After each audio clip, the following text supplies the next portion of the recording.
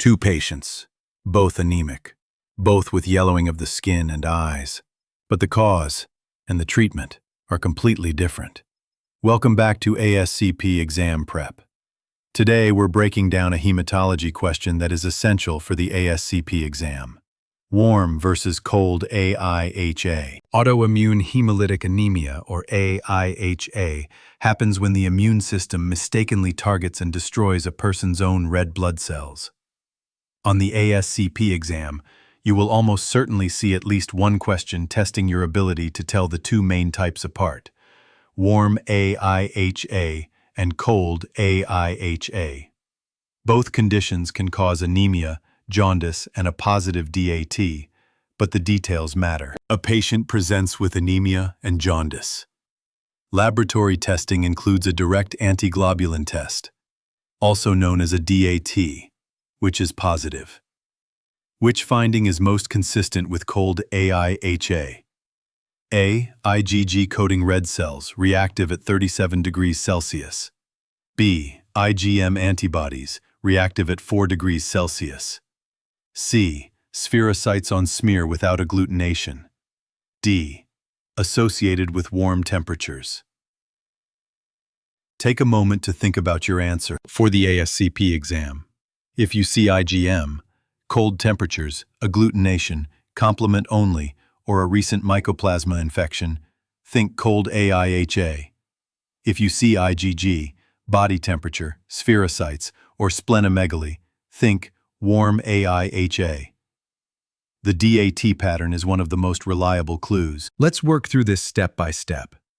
The DAT detects antibodies or complement bound directly to the patient's red blood cells. In AIHA, these antibodies are usually IgG or IgM. The temperature at which they react best is the key to telling warm from cold. Warm AIHA is caused by IgG antibodies that react optimally at body temperature, around 37 degrees Celsius. These antibodies mark red cells for destruction in the spleen, leading to extravascular hemolysis. On a peripheral smear, you often see spherocytes, small, dense red cells that have lost part of their membrane. Cold AIHA is caused by IgM antibodies that bind best at lower temperatures, usually between 0 and 4 degrees Celsius. IgM strongly activates complement. When IgM binds in cooler parts of the body, such as the fingers, toes, or ears, it fixes complement. That complement stays attached as the red cells return to warmer areas. In cold AIHA, the DAT is usually positive for complement only, often C3d, while IgG is absent. On the smear, you may see red cell agglutination, and in some cases, clumping is visible even in the EDTA tube. Cold AIHA is often associated with infections like Mycoplasma pneumoniae or Epstein-Barr virus, and with some lymphoproliferative disorders. Hemolysis can be intravascular, caused by the membrane attack complex, or extravascular in the liver, as complement-coated cells are removed.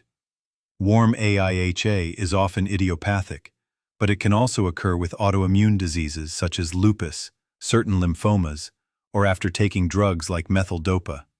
Because IgG is the main antibody, the spleen is the primary site of red cell destruction, which is why splenomegaly is common.